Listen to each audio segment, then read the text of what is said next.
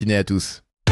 Le 10h midi, Sud Radio Média, Valérie Expert, Gilles Gansman. Bonjour à toutes et à tous, jeudi 12 janvier aujourd'hui. Bonjour Gilles Gansman. Bonjour Valérie. Et bonjour Henri Danselme. Bonjour Merci Valérie. d'être avec nous ce matin. Vous êtes notre invité pour parler du chant des cathédrales. Alors votre nom résonne certainement dans l'oreille de nos auditeurs. Ils se disent mais je connais ce nom. Eh bien oui, vous êtes ce jeune homme qui a tenté de freiner, qui est intervenu pour freiner l'assaillant au couteau qui s'en était pris à deux jeunes enfants à Annecy le 8 juin dernier. Et vous faites, on vous a découvert à cette occasion, on a découvert votre tour de France des églises, des cathédrales, et évidemment. Et cette passion, incroyable. Oui, absolument. Et évidemment, ça a attiré l'attention de Vincent Bolloré qui vous a confié une série, Le chant des cathédrales. C'est ce vendredi à 23h sur C8. C'est formidable parce qu'on partage votre passion, votre curiosité. On part à la rencontre de personnages tout à fait étonnant et on va en reparler avec vous dans un tout petit instant. Et puis vous êtes à l'aise devant la caméra. Moi, j'ai été très surpris de vous voir faire les interviews. Non, mais c'est pas simple. Hein. Non, c'est gentil, mais en fait, oui, j'ai complètement découvert le métier sur le coup. Ouais. Donc, non, je suis très très heureux de ces documentaires. C'est vrai que c'est moi, dès l'origine de ma démarche, il y avait cette volonté de transmettre un peu le beau et la beauté de ce patrimoine religieux, qui, je rappelle, est en danger. Ouais.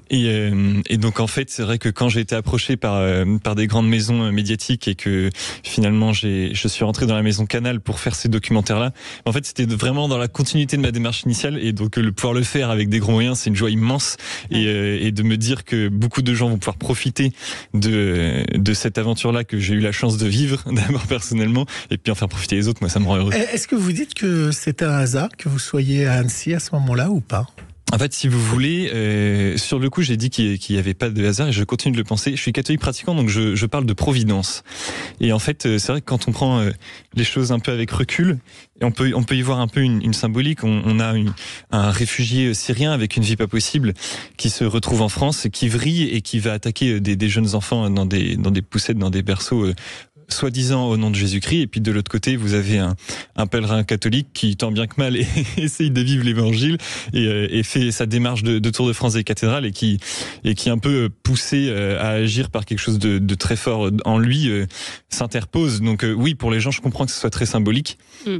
Et d'un certain côté, tant mieux. Et moi, le message que j'ai voulu faire passer tout de suite, c'est en fait, c'est pas moi derrière moi, c'est derrière mon geste, c'est tout ce qui m'a nourri, c'est tout ce qui m'a éduqué. Courage, c'est la grandeur des cathédrales, c'est la beauté de notre patrimoine dont je me nourrissais. Stéphane, un auditeur vous demande, et on aurait peut-être dû commencer par là, comment allez-vous ? Très bien, merci beaucoup. Non, mais est-ce que vous dormez bien ? Est-ce que vous gardez des séquelles ou un traumatisme de cette intervention ? Parce que sur le coup, vous dites c'était normal, naturel, et a posteriori, on en garde peut-être des traces. En fait, sans re-rentrer dans le détail de tout ce qui s'est passé, j'ai été très bien accompagné.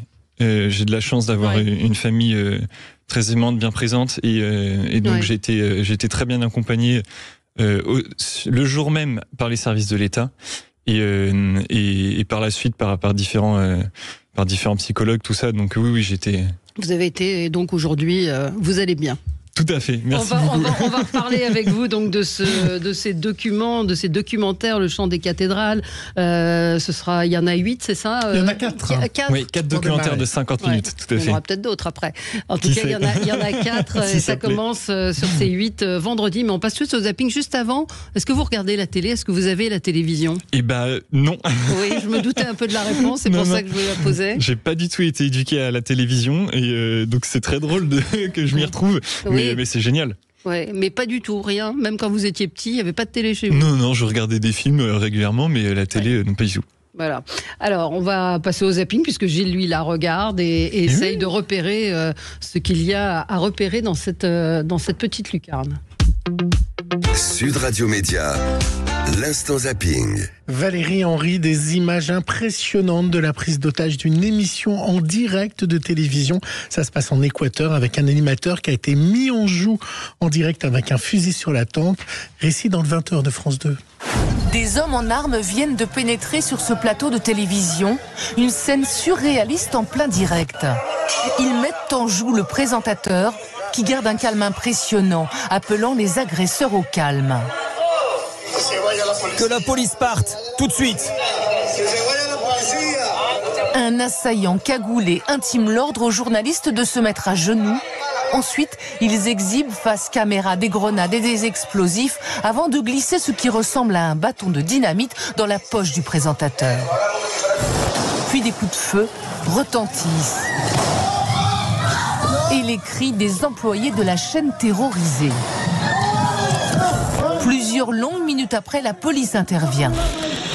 La violence a pris le dessus dans notre monde. Allez, vous avez 2 heures. Ce sujet, c'est certain, c'est très triste, mais je crois que si vous faites écho à ce qu'on vient d'écouter, c'est malheureux. Donc moi, à mon humble niveau, ce que j'essaye de dire et ce que j'essaye de montrer aussi à travers mes documentaires, c'est peut-être nourrissons-nous de ce qu'il y a de beau et de grand, et dans ce cas-là, peut-être qu'on sera capable d'agir en conséquence pour je ne sais pas si on peut pallier ou contrecarrer cette violence-là, ce mal-là, mais en tout cas agir contre. Moi, je vais me nourrir de vous, alors, Valérie. Parce que vous êtes belle et grande. Voilà. Alors, il y a cathédrale. Alors, il y a des inconvénients à être le plus jeune Premier ministre, c'est que forcément, vous n'êtes pas de l'époque des diapositives, hein. Vous êtes de l'époque des caméscopes, des magnétoscopes. Alors, vous avez vu sur toutes les chaînes, on ressort... Si j'étais de l'époque des diapositives. Oui, oui. Mais pas Gabriel Attal. Non, bien sûr. Et donc, évidemment, on ressort toutes les archives de Gabriel Attal. Je ne sais pas si vous avez vu, enfants, adolescents, on a tout vu. Je vous ai fait un petit résumé, ça envahit toutes les chaînes. Mes cousins, ils sont dans une école et ils disent qu'ils aimeraient bien être à ma place quand je leur raconte ce qu'on fait. Elle lève les yeux au ciel. Papa travaille dans le cinéma et il m'a dit que si on voulait être un acteur célèbre, il fallait commencer par le théâtre. J'ai dit Gabi président. Carrément. Président. C'est lui le futur président? C'est lui le futur. Ouais. Donc ces images valent très très cher. Il nous a déjà attribué des fonctions. On est déjà dans des fonctions. J'étais pas au courant. C'est sûr, on a des fonctions déjà. Non. On a tout ressorti, je crois, sur les archives de Gabriel Attal. Ça, son institutrice aussi, qui était passée partout de l'école alsacienne. Partout. Hier, dans Bonjour Gérard Larcher, Bonjour qui a un peu repris des couleurs. Il faut laisser le temps de s'installer. Exactement, puis ça a bien marché sur la ménagère, plus que Télématin, 16.6. Hier, dans Bonjour Gérard Larcher, déjà iconique, vous vous souvenez, Valérie, du Ferme ta gueule, était encore en verve. Il n'a pas hésité hier à se moquer du poids de Brice Toussaint. Écoutez, Gabriel Attal et moi-même, on n'a pas le même profil. Je suis plus proche du vôtre, cher Bruce Toussaint. On n'a pas le même profil, on n'a pas le même chemin. Et je dois vous dire, moi, je suis pleinement dans mon rôle de président du Sénat. Est-ce que vous l'avez évoqué une fois au moins avec le président? Non, jamais. Je vais vous dire quelque chose. Jamais le président de la République n'a tendu la main. Nous avons des relations institutionnelles, des relations franches, plutôt sympathiques, mais sur le fond, lui c'est lui et moi c'est moi. Bon, le feuilleton Plus moche la vie, ça continue. Plus belle la vie cartonne sur TF1, mais Plus moche la vie cartonne dans Paris Match, puisque vous avez vu que Fabien Alain Delon est à la une de Paris Match. Épisode 3, hier il était de nouveau sur BFM et il a été très cash. Il y a un moment donné, il faut que ça s'arrête. Je veux dire, c'est papa qui empathie. Et moi, je suis rentré dans votre jeu parce qu'en fait, il y en a un moment donné, quand on entend « Ouais, j'avais envie de me suicider ». Écoute, ma sœur, retourne dans ta tour d'ivoire. Arrête de casser les couilles. Assume tes conneries. Et maintenant, je vous annonce. J'ai bien déposé plainte contre ma sœur pour abus de faiblesse et pour un nombre incalculable d'autres choses parce que ce n'est pas que ça qui est problématique ici. C'est très grave tout ce qui se passe. C'est très très grave tout ce qui se passe. Il y a des milliers d'euros qui se barrent. Il y a des gens qui sont payés des milliers d'euros par mois pour soi-disant faire notre sécurité, mais en fait c'est pour nous espionner et inventer des histoires qui ne sont pas vraies. Je trouve ça terrible. Il y a des milliers d'euros qui se barrent. C'est du chinois pour vous, j'imagine, l'affaire Delon, Henri d'Anselme. Oui, moi, vous savez, je suis pas du tout habitué à ce milieu-là. Je découvre ça avec les yeux grands ouverts. Ouais. Vous regardez pas du tout les chaînes d'infos, la politique au même titre que tout le monde. Si, j'essaye de me tenir informé quand même. Je pense que c'est important de se tenir informé de l'actualité. On a un nouveau Premier ministre. Oui, ça j'avais suivi. Réplique de la méchante sœur qui a transmis un signalement au parquet. Alors là, la nouvelle affaire, c'est qu'elle accuse Anthony et Alain-Fabien Delon de prendre le risque de causer la mort prématurée d'Alain Delon, car ils ont remplacé les médicaments par des jus de fruits et des légumes. Et donc, elle a signalé cette maltraitance au parquet. Voilà la dernière news. Enfin, je trouve ça d'une indécence incroyable. L'auditrice nous dit c'est lamentable ce déballage, et je suis tout à fait d'accord avec vous, Véronique. Dans la famille Efira, voilà, j'ai oublié le prénom. Dans la famille Efirage de Virginie, je demande le beau-frère Alyosha Chener. J'adore. Ah, je savais que ça vous ferait plaisir. J'adore. Parce que j'aime pas du tout. Ah bon? Donc je savais, on en a discuté avec le réalisateur John, et j'ai dit je ne suis pas à l'abri que Valérie aime. Voilà. Donc il était hier en live dans C'est à vous, je sais pas si vous l'avez vu, il a chanté son nouveau titre Ensemble, mais c'est vrai que c'est joli à la guitare. Qu'est-ce que ça veut dire d'être ensemble si on n'est pas ensemble? Est-ce que ça suffit de rassembler nos souvenirs? Qu'est-ce que ça veut dire d'être ensemble si on n'est pas ensemble? Je suis pas totalement fan, mais j'aime beaucoup le comédien. Je trouve que c'est un très bon comédien. Merci pour cette attention. Vous écoutez de la musique quand vous marchez? Oui, beaucoup. Et des chants religieux, de la musique classique? Oui, j'écoute de tout. Alors personnellement, si vous me posez la question du chant religieux, dans le chant religieux, j'aime beaucoup le chant grégorien, qui est un chant un peu oublié et qui revient un peu au goût du jour en ce moment. Et sinon, je suis très mélomane, j'écoute de tout. Ah ouais? du hard rock jusqu'à l'électro, en passant par... quelque chose, du rap. oui, c'est ça, qu'on s'attend pas... Vous faites quoi, des playlists? Comment vous faites, où vous mettez... Alors que, en fait, dans ma démarche de Tour de France, quand je marchais, j'essayais de limiter ma consommation de musique quand même, parce que la marche justement a cette vertu-là de pouvoir un peu, quand on s'inscrit dans le temps long, d'apaiser exactement la méditation. Mais sinon, oui, quand il y a des coups de mou, un petit coup de musique, ça fait du bien. Ça fait du bien au moral, et puis vraiment de la variété jusqu'au... On va revenir dans un instant avec vous sur cette traversée de la France, sur cette exploration, cette découverte des cathédrales, et puis ce programme, le chant des cathédrales, sur C8, vendredi à 23h. À tout de suite. Le 10h midi, Sud Radio Média, Valérie Expert, Gilles Gansman. Leclerc, bonjour. Sud Radio Média, l'invité du jour. L'invité du jour, c'est Henri d'Anselme qui est avec nous ce matin. Vous avez 25 ans aujourd'hui ? Tout à fait, 25 ans. Oui. Vous avez tenté de freiner l'assaillant au couteau qui s'en était pris à de jeunes enfants à Annecy le 8 juin dernier. Vous traversiez la France à la rencontre, à la découverte des cathédrales. Alors ce n'est pas on en parlait hors antenne, c'était aussi de rencontrer des gens. Oui, bien sûr. Mais en fait, il y a une triple dimension à mon aventure. La première, c'est un vieux rêve depuis le lycée déjà.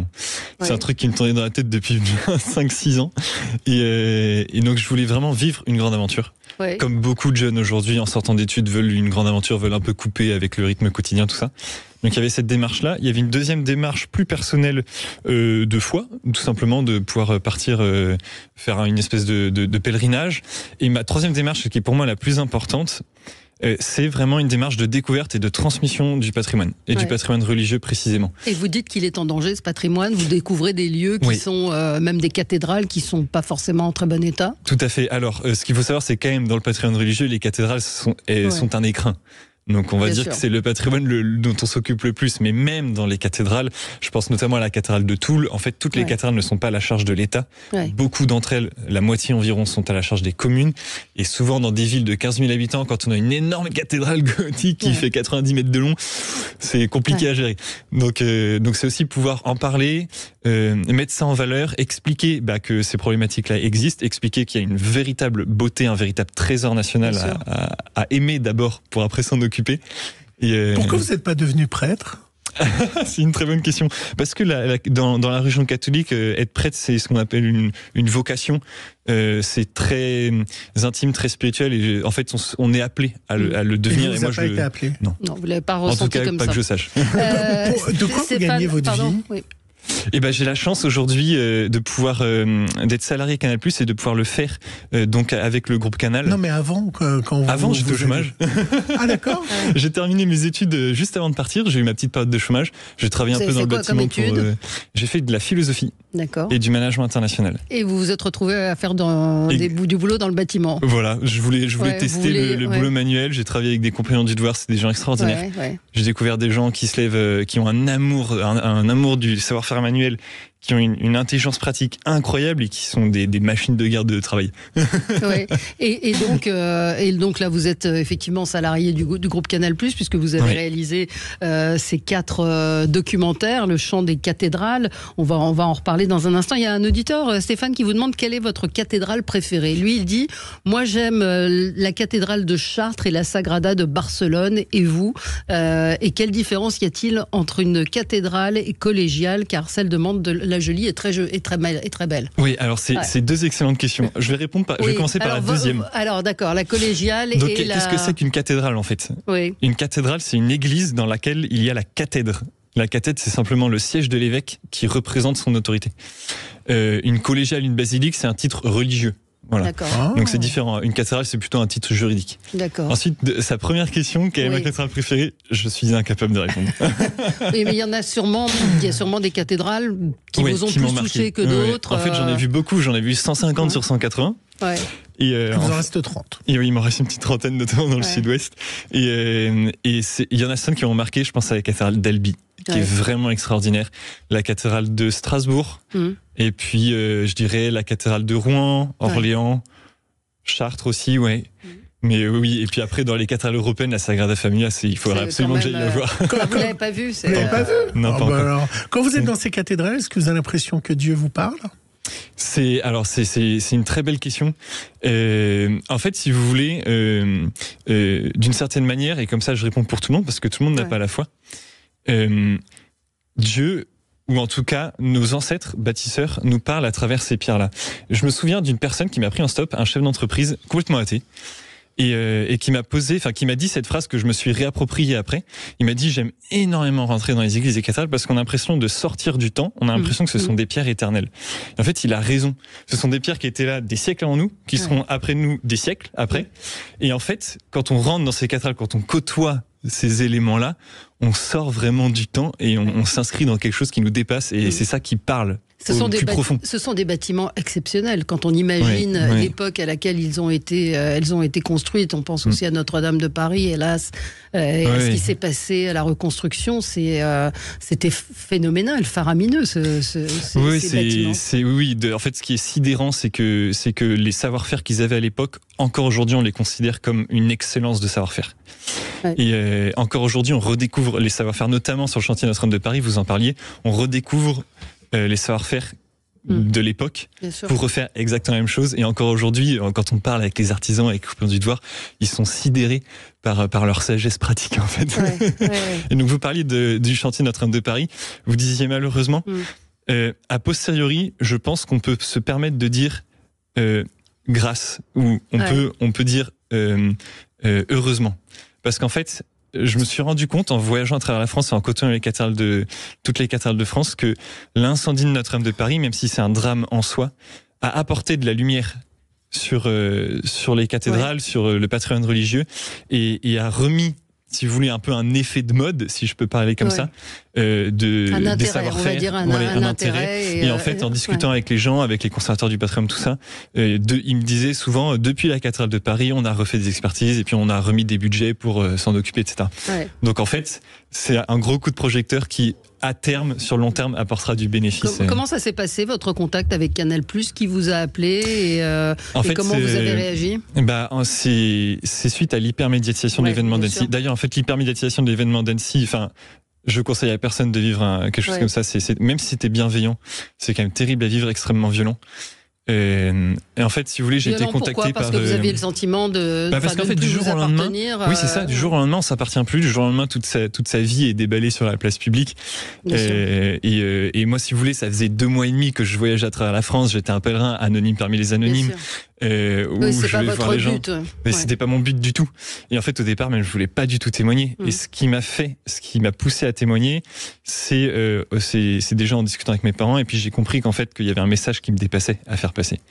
Donc voilà. Mais donc vous me posiez la question de comment on termine en étant anonyme par les anonymes sur une grande chaîne de télévision. En fait, c'est suite à l'hypermédiatisation, j'ai été contacté par beaucoup si ce n'est par toutes chaînes de télé, boîtes de production. Et en fait, j'ai prolongé la discussion avec Canal+, parce que c'est ceux qui ont accepté de m'accompagner sur le long terme et qui ont compris ma démarche de fond.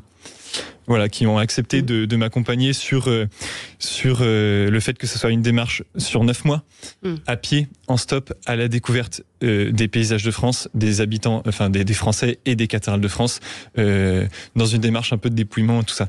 Et donc j'ai compris qu'ils avaient compris ma démarche de fond, et donc j'ai préféré signer. Est-ce que vous êtes encore en contact avec la famille et le bébé que vous avez sauvé ?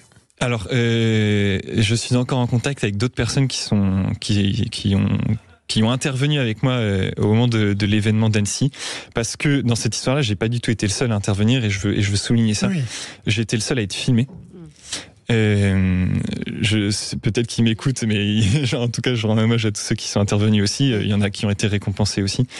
Et concernant les victimes, je n'ai pas été en contact avec les familles. J'ai eu peut-être 1 ou 2 échanges de messages avec des cousins ou avec le patron d'un des pères, mais pas plus que ça. Et d'ailleurs, en fait, sur le coup, je l'ai pas voulu, je l'ai pas souhaité, parce que c'était trop compliqué dans ma tête.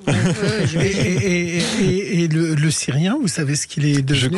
Je crois qu'il est en hôpital psychiatrique. Ouais. Vous lui pardonnez ? C'est une grande question. La question du pardon. C'est une grande question. C'est la question du pardon est très profonde. D'une certaine manière, ça m'appartient pas. J'espère pouvoir un jour lui pardonner complètement. Oui. Ouais, vous répondez. Mais pas pour le moment. Voilà, on comprend les sous-entendus. On nous demande si vous connaissez la cathédrale d'Albi. Oui, et on va la découvrir d'ailleurs dans un des documentaires. Tout à fait. Parce que vous passez de Chartres à Albi, le Mont-Saint-Michel pour la deuxième émission. Oui, tout à fait. En fait, si vous voulez, c'est vous qui avez choisi. Comment ça s'est passé ? En fait, c'est simple. L'équipe de production m'a rejoint sur mon parcours à différents endroits. Donc, on suit vraiment mon parcours. Le documentaire, c'est ça. On s'immerge. Le spectateur s'immerge avec moi dans ce que je vivais en fait au quotidien. Et donc vraiment la marche, le stop, arriver sur les lieux, visite des lieux, rencontre avec les responsables, ça peut être des prêtres, des guides, des conservateurs du patrimoine, des artisans, tout plein de gens. Et puis après, je cherche des logements. Je dors chez les gens. Et donc je fais des rencontres, il y a des belles discussions, tout ça, c'est génial. Pékin Express. C'est un peu ça. C'est un peu ça. C'est un peu j'irai dormir chez vous ce soir, version cathédrale.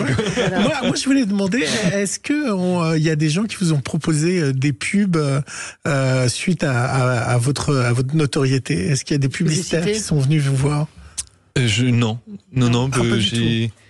je crois pas que je sache. Mais... Et sinon, des lettres d'amour, d'hommes ou femmes, est-ce que vous en avez reçu ? J'ai reçu énormément de messages. En fait, j'en reçois tous les jours via mes réseaux sociaux. Et aussi, j'ai reçu beaucoup de lettres. C'est en fait le type de support de messages, ça dépend des générations. Mais je reçois tous les jours énormément de témoignages de gratitude de personnes qui me disent merci de mettre en lumière ce trésor. C'était pas ma question.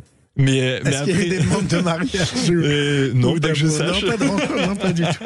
Pas du tout. Vous avez pas explicitement. Vous avez 144 000 followers sur Instagram, donc vous êtes quand même dans votre époque, dans votre temps. Vous servez des réseaux sociaux. Même, enfin. Et alors vous mettez Henri d'Anselme, Henri 25 ans, le Quasimodo de toutes les cathédrales. Pourquoi Quasimodo ? Quasimodo, je trouve c'est un personnage génial, c'est un personnage touchant. Ça fait référence au Notre-Dame de Victor Hugo et puis après le dessin animé de Disney. Et je trouve que Quasimodo, c'est le personnage qui vit à travers sa cathédrale, c'est le bossu qui vit dans le clocher Notre-Dame de Paris. Et en fait, sur mon parcours, j'ai demandé, et j'adore ça, visiter les clochers, visiter les toits, aller voir les cloches. Donc d'une certaine manière, je me suis approprié le personnage. Je me suis dit, je suis le Quasimodo, mais de toutes les cathédrales de France. C'est très beau le message. Je découvre que vous avez mis, chers amis, vous m'avez vu partout sur vos smartphones, vos télés. Cette exposition médiatique, je ne l'ai pas cherchée. C'est ce que vous nous avez dit, et vous dites, je ne reviendrai plus. Bon, évidemment, vous allez faire de la promo, on va vous reparler pour vous resituer de cela, mais vous voulez vraiment passer à autre chose et qu'on vous parle plus des cathédrales et de... Oui, en fait, si vous voulez, si maintenant, parce que maintenant j'ai le recul, il y a 7 mois qui sont passés et mon aventure en tant que telle est terminée. Mais donc avec le recul, je peux dire effectivement que l'événement d'Annecy a été un révélateur dans tout ce que j'ai vécu, mais c'est ni un déclencheur, ni ça a été une mise en lumière peut-être, un événement qui fait partie intégrante de l'aventure que j'intègre et qu'il a fallu que je digère aussi à ma façon, en continuant d'ailleurs mon aventure. Mais Mais ça n'a pas changé du tout dans le fond ma démarche. Ça l'a transformé sur la forme, avec la notoriété, avec la médiatisation, mais pas du tout sur le fond. La Légion d'honneur vous a été décernée, vous ne l'avez pas encore reçue, mais vous dit avant l'émission. Oui, en fait, je souhaitais, avec ma famille, on a souhaité en faire une cérémonie privée. Ouais. Et d'attendre que je sois rentré en fait de mon périple pour pouvoir recevoir la décoration. Et c'est mon grand-père qui officie la Légion d'honneur qui va me la remettre. Voilà, quand le sens de quelqu'un de bien vous correspond tout à fait. Et on était ravis de vous recevoir. Il y a beaucoup de réactions sur les réseaux sociaux, sur notre Facebook. Chacun témoigne. Laurence nous dit: j'ai visité celle du Mont-Saint-Michel. Étrange sensation de ressentir la présence des gens des temps anciens. Oui, c'est ça. Non, vous allez bien. Laurence, elle dit: je vais bien. Oui, mais c'est ce qu'on peut ressentir effectivement quand on visite. Donc chacun y va de sa cathédrale et de son de Clermont-Ferrand. Est-ce que vous la connaissez, celle de Clermont-Ferrand? Elle est impressionnante. Ouais. Elle est pierre toute de lave. Sombre. Oui, voilà. En pierre volcanique. Oui. Eh ben, on va vous suivre vendredi soir. Le chant des cathédrales, c'est sur C8 à 23h. C'est un petit peu tard, mais il y a le replay, bien évidemment. Oui, puis c'est le week-end, on peut prendre le temps. Oui. Merci beaucoup, Henri Dancel, d'avoir été avec nous. Et on se retrouve dans un instant avec Norbert Tarrer pour parler du meilleur pâtissier. À tout de suite. Sud Radio, le 10h midi média. Valérie Expert, Gilles Gansman. Sud Radio, le supplément média. Le supplément média, alors on change d'univers, on quitte les cathédrales pour aller dans la cuisine avec Norbert Tarrer. Bonjour Norbert, on est ravis de vous recevoir. Plaisir partagé. Vous êtes notre chouchou. Voilà. Merci à vous, merci Gilles. C'est vrai. Norbert et Mercotte sont de retour pour un bon coup de fouet en ce début d'année. Voilà, c'est le slogan d'M6. Tous les jeudis 21h sur Gulli, le meilleur pâtissier. Et c'est un spécial célébrité. Déjà, comment ça va? On a commencé à parler pendant la pub avec vous. Ça va très très bien. Ouais. Mais il faut quand même dire aux gens qui nous écoutent que les restaurants souffrent de problèmes de recrutement, d'un problème de prix de matières premières. Comme le Kidam qui va faire ses courses. Bien sûr. Sauf que nous, c'est impacté sur 20-30% parce qu'on a beaucoup d'intermédiaires derrière. Ben oui. Et il y a le prix aussi de l'électricité. Enfin, il faut savoir que c'est difficile, que c'est une époque compliquée aussi. Le pouvoir d'achat est la première préoccupation des Français, mais il faut savoir que. Je vais vous dire, même moi personnellement, j'ai 4 enfants à charge. Nous vivons à 6 quand on se retrouve toutes les 2 semaines. Nous vivons à 6. Les courses, je les fais dans un grand hypermarché connu, avec Monsieur Edouard. Ouais. Donc tu te fais avant les fêtes, c'était 200 balles, parce que et aujourd'hui, t'es quasiment à 300 balles. Ouais. Et tu prends même plus le superflu, les petits biscuits un peu industriels et tout ça. Tu peux pas. Là, tu te diriges sur la courgette, tu te diriges sur les œufs, la farine, et tu te dis, on est content d'avoir regardé tous les bouquins de cuisine, Simplissime, tout ça, même le mien. Je l'ouvre et je me dis, tiens, je vais me regarder le cake marbré, je vais faire un cake marbré. Et puis on arrête les fantaisies, en fait. On arrête ce qui peut être superflu, entre guillemets. Et c'est vrai que, voilà, c'est important. Si on touche au plaisir de la vie, au sens même de la vie, c'est-à-dire manger, je pense que là, notre société, elle est vraiment en danger. Et pour tout le monde. Parce que je pense que la nourriture, c'est l'équilibre culturel, sociétal. C'est aussi rassurant quand tu ouvres ton frigo. Moi, je l'ai vécu avant de faire de la télé. J'ai même eu côtoyé les Restos du Cœur, donc je vais te dire que je connais. Quand tu ouvres ton frigo, c'est un peu quand tu au Resto du Cœur. Oui, pendant un moment, j'ai perdu une affaire et on n'avait plus d'argent. Donc, on a été aidé par une banque alimentaire. Ah oui. Voilà. Et on a honte ou pas ? Non, parce que je pense que moi je fais partie des citoyens et même encore aujourd'hui avec chef d'entreprise où je suis fier de payer mes impôts en France, je suis fier d'être français, donc je dois tout à la France. Donc non, quand j'ai besoin de mon pays, je compte sur lui. Et je pense qu'aujourd'hui c'est pour ça que des fois je prends un peu la parole, même qu'on avait vu pour le Covid avec les chefs qui avaient cuisiné, qui pouvaient cuisiner sauvagement. Je dis que quand le pays ne répond pas à ses obligations, des fois il faut un peu le bousculer. Je pense qu'aujourd'hui j'entends des grands distributeurs dire on va demander à ce qu'on ait des réductions de prix, mais ça va encore impacter qui? Les agriculteurs et les éleveurs.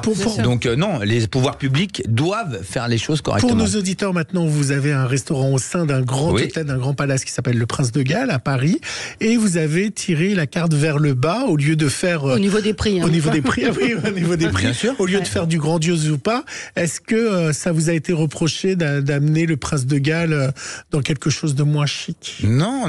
Vous savez, je suis j'ai été pendant très longtemps, 12 ans à la tête des pas parisiens, les bistrots pas parisiens, qui marchent très très bien, qui se développent. Et grâce à mon associé, j'ai appris cette restauration business, parce que c'est un business. Et en moi vivra toujours l'essence même de Bernard Loiseau, de Marc Vera, de Mauro Colagreco, donc cette passion. Donc il était logique de suivre l'actualité. Aujourd'hui, les notes de frais dans les entreprises, elles ont baissé. On peut plus faire des tickets, des notes de frais à 200 balles le midi. Non. Donc on réfléchit à ça. Derrière, vous avez des gens, des touristes qui en ont marre de manger des cuisines fusion partout, parce que dans le monde entier, vous mangez de la fusion. C'est vrai. Ouais. Aujourd'hui, pullulage, c'est pas ce qui se passe. Pullulage de pizzeria. Tout le monde fait de la pizza. Donc, ok, très bien, bravo. Alors, je sais pas comment ils vont fournir la mozzarella di bufala, les Italiens, parce que alors là, moi, je trouve qu'il y en a beaucoup. Derrière, on aime l'asiatique. Moi, je pense qu'il y a des cuisines qui vont arriver. Il y en a une qui devait revenir, c'était le bistrot, et je me devais de remettre un poireau vinaigrette au sein du Prince de Galles.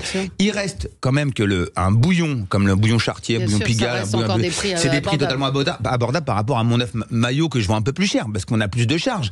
Mais je suis fier d'avoir mis le premier menu à 49 €, entrée plat dessert, avec un chariot de dessert, une institution à la française, sans avoir le but et la volonté par ma direction d'aller chercher une étoile Michelin. Ça, et j'avais peur. Et eux ont compris qu'il y avait aussi ce marché-là pour un palace, d'aller sur des prix beaucoup plus abordables. Résultat, vous êtes complet. Vous rigolez. Et puis le mélange des genres, j'adore ça. Vous avez un mec j'ai eu l'un des plus gros cabinets d'avocats américains du monde. Je crois que c'était Piper et tout, 900 millions de dollars. Et j'avais le mec à côté qui était gardien de la paix. Mais c'est ça qui est génial dans ce monde. La cuisine doit rassembler. Mais bien sûr, elle doit fédérer. Et on doit dire que le groupe M6 fait beaucoup pour la cuisine, entre Top Chef et les différentes émissions. Et donc même la mère boulangerie, super démarrage avec Michel Saran qui ça m'a remplacé. Non, je suis pas honnête. J'ai mis alors Noémie, Onia, je l'ai quasiment tous les 2 jours. J'ai Bruno une fois par mois, on se fait un bilan. Noémie qui était vainqueur de Top Chef. Ouais. Et c'est quelqu'un. En fait, je trouve que dans la vie, il faut savoir prendre des bols d'air. Je trouve que la boulangerie, pour moi, j'arrivais à quelque chose où j'allais me lasser. Et je devenais même un peu un fardeau pour Bruno, parce que bon, faire des blagues redondantes, c'est bon. Ça, le comique de répétition, ça va un moment. Et je trouve que ça a redonné un nouvel élan. Il y en avait besoin d'une touche féminine. Et Noémie, c'est aller à croquer, c'est un bonbon. Michel, c'est quelqu'un qui est pétillant, chef étoilé pétillant, et Bruno toujours l'expert, mais avec un peu plus de latitude. Donc c'est hyper agréable. Je trouve que c'est un trio qui marche bien. Très très bien. Laurence, elle nous dit sérieusement, dans les écoles, on devrait remettre les cours de cuisine à l'honneur pour apprendre le minimum. C'est un de mes combats, et je pense que c'est le vôtre aussi. Le combat, il est très simple. Arrêtons le cursus scolaire qu'on connaît. Et mettons la cuisine à l'honneur. Pourquoi ? Rien que la boulangerie. La boulangerie, on parle de toute l'histoire de France dans la boulangerie. On parle de toute la géographie. Le fromage, on a du fromage partout dans le monde. Il n'y a pas qu'en France. La charcuterie, c'est pareil. Les provenances de viande, les épices. Et à travers tout ça, c'est là où moi j'ai compris ce que j'ai pas appris à l'école, c'est que on apprend l'histoire à travers la cuisine. Mais je le dis, faisons un programme intelligent. Parlons des fruits et légumes le lundi. Par exemple, prenons un produit qui a une histoire comme la pomme de terre qui vient du Pérou, et allons jusqu'au vendredi avant la fin des cours où on doit faire un plat. Tout au long de l'histoire, on a travaillé la chimie, parce qu'il y a de la fécu, il y a de l'amidon, il y a des réactions, il y a tout ça. Et à travers ça, vous prenez ce prétexte-là, et en plus vous alimentez les gens, et en plus les jeunes. Ils vont aller justement rentrer à la maison. Moi, je m'en rappelle, quand j'entendais parler d'un truc qui me plaisait, je dis à ma mère ou à mon père, je dis mais il faut faire ça, parce que... Et c'est les enfants qui vont initier les parents qui aujourd'hui décrochent sur la bouffe. C'est eux qui vont initier les parents. Vos parents cuisinaient ou pas ? Ma mère a cuisiné très très bien. Par contre, pas du tout, nul en pâtisserie. Je suis désolé maman, je t'aime, mais la pâtisserie, zéro. Là par contre... Mais c'est plus compliqué la pâtisserie. Donc là, on a le meilleur pâtissier qui revient avec un spécial célébrité. On va retrouver Vincent Dezagna, Benjamin Morgan, Nicole Ferroni, Séverine Ferrer, Sylvie Tellier. Bon, il y a beaucoup de... Il y a une bonne ambiance, c'est plutôt drôle. Alors là, cette année... Mais vous étiez en défi cette année aussi. Alors cette année, on a vu avec la production, c'est ça qui est formidable avec la BBC et Kitchen Factory Production, c'est qu'on s'est dit, on a envie de renouveler. Mercotte aussi avait besoin, parce que poser des recettes et dire, faut lire la recette. Et là, on s'est dit avec Mercotte, ça serait dingue quand même que la recette, ça soit moi. Donc en fait, j'ai la recette moi sous les yeux. D'accord, parce que je la découvre quasiment en même temps que les candidats. Attention, on va pas se mentir. Et donc, ils me suivent. Et là, on n'a plus besoin de demander à ces célébrités d'être enjouées, tout ça. Des fois, on leur demande d'être un peu plus expressif, parce que t'es concentré sur ta feuille. Donc, t'as pas la tendance à regarder la caméra, t'es plutôt focus. Et là, en fait, comme ils doivent écouter, c'est comme un cours et un défi. Et en fait, je les attends pas du tout. Et quand je les attends, dans ma petite oreillette, on me dit, vas-y, accélère, parce que alors là, t'es trop cool. Et en fait, on y va. Et ça crée une émulation où en fait, avant ils étaient chacun de leur côté, maintenant c'est la Ligue des justiciers célébrités pâtissiers. Voilà. Et au moment où ils ont pris un peu leur envol, ils se tirent tous dessus, et ça c'est très très drôle. Mais avant, ils ont tous quand même la petite goutte de sueur sur le front. Ça vous plaît de faire de la pâtisserie ? Alors c'est vrai que j'ai pas été réputé pour ma pâtisserie, hein, on va pas se mentir, j'ai mis beaucoup de temps, mais grâce à la boulangerie, j'ai appris à aimer, et oui, ça me plaît. Ça me plaît parce que c'est des pâtisseries ludiques, et c'est ce que je fais aussi sur mes réseaux sociaux. Hier, j'ai sorti une compote de pommes rapide avec une tranche de pain de mie et du caramel. Une compote de pommes. Il n'a pas fini. Une compote de pommes avec une tranche de pain de mie avec un caramel au beurre salé. J'ai fait une sorte de pain perdu rapide. Mais c'est ça la pâtisserie, la cuisine, c'est pareil. Qu'est-ce que la cuisine ? Moi, vous savez, quand les chefs me disent je fais des desserts, en fait, c'est pas pour moi des desserts, c'est de la cuisine sucrée. Aujourd'hui, la pâtisserie des chefs, pour moi, ce que je vois dans l'assiette, pour moi, c'est de la cuisine sucrée. Par contre, quand on rentre dans un Paris-Brest, quand on monte, je sais pas, dans un merveilleux, où on fait un succès, où on fait un opéra, pour moi, c'est de la pâtisserie. Mais nous, chef de cuisine, moi, dans mes restaurants avant, je faisais beaucoup de cuisine sucrée. Ouais. Donc, et puis de la pâtisserie bistrot, qui est pas le truc instagrammable, comme on dit. Exactement. Moi, vous venez chez moi, vous avez un éclair. Moi, vous avez un éclair au café, c'est direct. Dans l'émission de ce soir qui va être diffusée, il y a Waïd Bouzidi qui nous a quittés. Quelle image il vous en reste, et est-ce que ça vous a fait bizarre quand vous avez appris sa mort de ce comique qui fait partie de ceux qu'on verra le jeudi? Et vous savez, je garde le sourire parce que j'ai toujours dit aux gens, et surtout ceux qui font de l'humour, ils n'ont pas envie qu'on pleure. Franchement, moi, je sais pas. Mais Waïd, j'en garde une très belle image sur cette émission. Il était extraordinaire parce qu'en plus, il était tout dans un humour 3e degré, tout en détente. Et je trouve que ça fait partie des humoristes que j'aime beaucoup parce qu'ils ont un humour assez particulier, c'est qu'ils sont au 3e degré avec une réaction un peu nonchalante. Mais à la fin de l'émission, en fait, ce qui s'est passé, c'est qu'il est venu manger au catering et il a commencé à venir me voir, à me charrier. Il fait, en fait, tu m'aimes pas, t'aimes pas ma gueule, c'est pas possible. Il était trop beau mon dessert, il y a de la triche. Et il a commencé à survanner derrière. Et ça laissait, c'est une image qui est incroyable. On mangeait sur les tables rondes sous une tente au château là du meilleur pâtissier, et on a passé un moment délicieux. Vraiment, en plus il est très discret, c'est ça c'est ces humoristes très discrets, mais dès qu'ils commencent à lancer une vanne, t'en peux plus, t'es mort de rire. Après aujourd'hui, malheureusement j'ai envie de vous dire qu'on vieillit, donc on va voir notre entourage. Moi j'en ai vu 2-3 partir. Je veux dire que là tu commences à comprendre que tu fais de l'âge, quoi. Donc je dis aux gens, profitez de la vie, profitez, kiffez bien, kiffez la vie, profitez, croquez-la, mangez-la. Bonne année à vous, Norbert Tarrer, plein de succès, plein de beaux gâteaux, plein de bons plats. Ouais, merci. Et puis je vous attends quand vous voulez. On change la carte début février, si vous voulez venir. On viendra début février. Donc sur Gulli, le meilleur pâtissier spécial célébrité, 21h. Moi, je goûterai l'œuf mayonnaise. La mayonnaise, voilà. Je commande un œuf mayonnaise. Et on fera un ravioli de queue de bœuf, avec. C'est super bon. Un ravioli, voilà, avec un petit bouillon de céleri autour, parce que j'adore le végétal, voilà. Très bien. Ça me va très bien. œuf mayonnaise, ravioli de. Et j'arrête vos gratins dauphinois, comme il fait un peu frais. Et vous arrivez à rentrer ça dans un menu à 49 €? On peut tout faire quand on décide. Voilà. Merci à vous. On se retrouve, nous, dans un instant pour les débats. C'est Céline Alonso. Je vous souhaite une très bonne année 2024 avec Sud Radio. Bonne année avec Sud Radio. Sud Radio. Parlons vrai.